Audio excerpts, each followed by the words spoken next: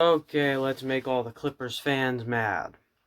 Number one, we didn't have Miles Turner, and before you say he only averages 11 points per game, okay, casual 12-year-old Clippers fan who only looks at points per game, he's the leading shot blocker. You don't think that had anything to do with Paul George and Kawhi having free reign of the basket? They had trouble making threes in the beginning, but then they found their groove by scoring in the post.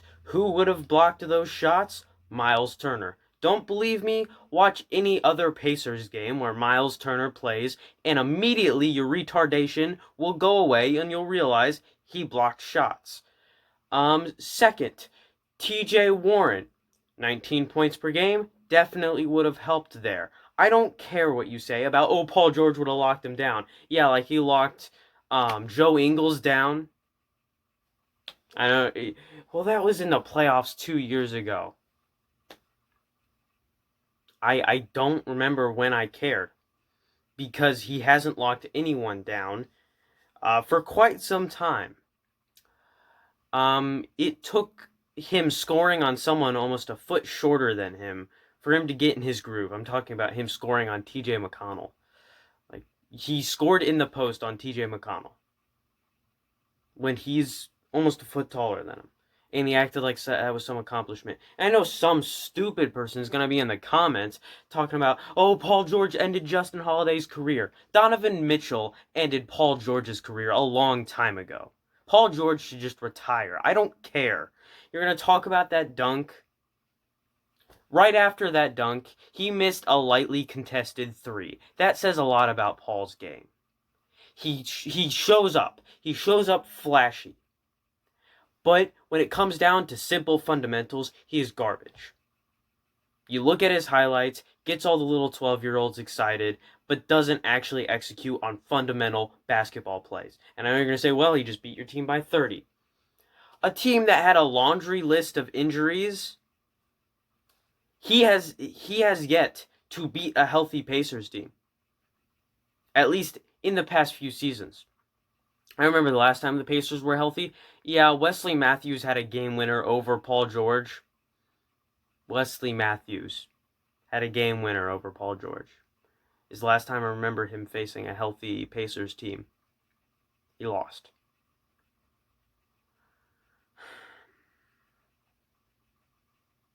And I know there are going to be Pacers fans also. Don't think I'm just going to make fun of Clippers fans. I'm going to make fun of Pacers fans in this one too.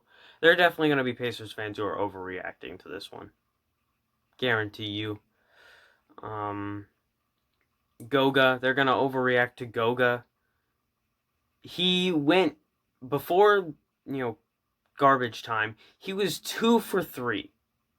He missed one wide open layup, and everyone started dogging on him for it. Why? In 9 minutes, he had 4 points, 2 rebounds, and a steal. That's a pretty solid stat line for someone who hasn't played all season. Sure, he played in the preseason, but TJ McConnell played in the preseason. We gave him the same crap, and then it just took him a few games, and he went back to normal. Give Goga some time. It could just be like TJ McConnell. I'm not saying, like some Pacers fans, where he's going to be Nikola Jokic or Domantas Sabonis like that. I'm just saying give him a little bit and we'll see how he does. We shouldn't overreact based on this one game where he was just kind of thrown in there. He didn't know. Nobody knew really where they were if they were going to start, were they going to come off the bench, are we going to start Goga at center, is Miles going to freaking play injured? Who knows? I know you're going to bring up, what about the bench points? Most of our bench players who bring our bench points were starting, so we couldn't take advantage of scoring against a bench because our bench was starting. Do you comprehend?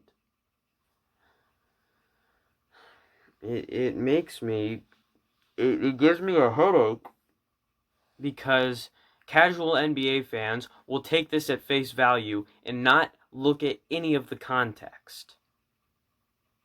And Clippers fans will take this at face value and not look at any of the context. And Paul George, with his I deserve everything handed to me on a silver platter attitude, in a post-game press conference will act like he did something when Miles Turner wasn't there to smother him in the paint. You think he was gonna get those shots off without with Miles Turner in the paint? You are smoking crack rock cocaine if you think Paul George gets those shots off in the paint with Miles Turner there, because you must not know the sport of basketball. Paul George, you only succeed whenever there are injuries to the team, or whenever you don't have to come up clutch. It's like I've been saying for years. Paul George wants all the money, he wants the ball in his hands, and he wants to win a championship, but he doesn't want to be a leader. He is lucky Kawhi Leonard is on that team to give him his hand, hold his hand through the playoffs and say, it's okay, Paul, you can just flop and the refs will give you calls and you can score everything off of free throws. It's okay, little baby. And Patrick Beverley, it's no wonder why he's in LA, because he's an amazing actor. I get fighting. I get fighting for everything. You know, Patrick Beverley, he has that attitude. I'm going to do everything I can to stay on this roster, even though he's not getting cut anytime soon. I get that attitude. But that doesn't mean you flop constantly, because that loses a lot of respect from not only fans, because I know players don't care about fans' respect. They could care less. But that loses respect from coaches and front offices if you flop.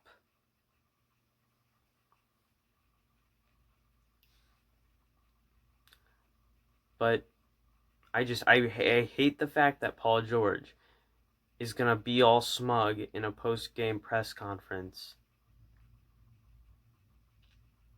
and just, talk crap. Because he can. He's a garbage human being. Some people just don't like other people. I don't like Paul George. And it's not just from a basketball point of view. It's from the fact that he cheated with with Roy Hibbert's fiance. He impregnated a stripper. That's one of the many reasons why Paul George is a trash human being.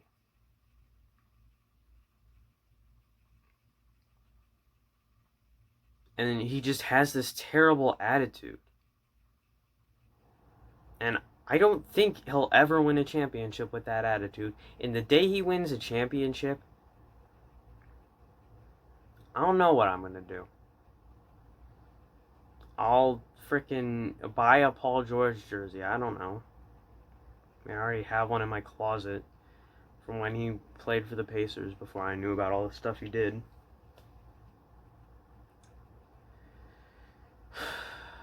Man, this sucks. People that aren't going to look at the context of this game whatsoever. But that's just kind of how it is. Unless you are LeBron James, nobody's going to look at the context of your games. And this was a nationally televised game, I believe. So all of the casual NBA fans are just going to think we're garbage. I'll see you guys next time. Clippers fans, you can type hate comments down in the comment section, because I definitely care. Yeah, I'll lose sleep over you caring about my opinion. See you guys next time. The media hates the Pacers like Roy Hibbert said. Y'all motherfuckers don't watch us play, so stay sleepin', let the silent sub owner takeover begin.